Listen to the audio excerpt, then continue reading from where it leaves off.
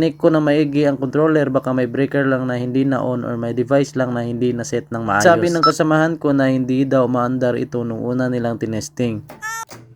187. Yo, for today's video mga kirigay, binisita namin ang isang pump station namin dito sa Barangay Florida, Butuan.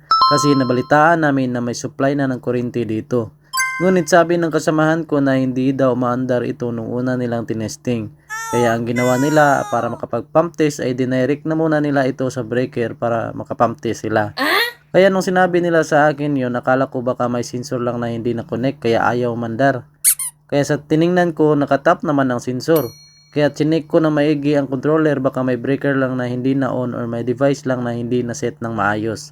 Nang i-check ko ang voltahe ng supply ay doon nakita ko ang rason kung bakit hindi gumana ang controller. Oh no! 200.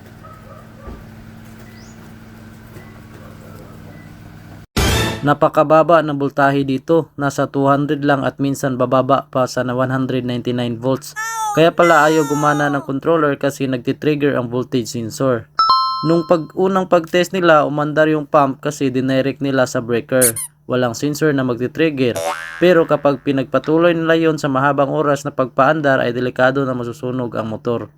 Nung time din kasi ngayon, wala silang dalang tester kaya di nila alam na mababa ang voltahe. Para makita ng taga-barangay ay kumuha kami ng video sa actual para makita nila na mababa talaga ang voltahe at hindi kaya kapag aandar na ang pump. Ganda 200 voltahe. Ito ay auto. 187. Hindi ka daog, inig-andar niyo. 187? 177, 187 start eh. Kadahog.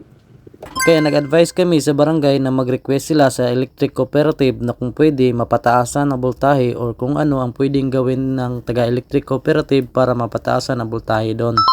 Kaya hanggang dito na muna ang ating video mga kirig. Update na lang ko kayo kapag okay na dito. Paalam! Bye-bye!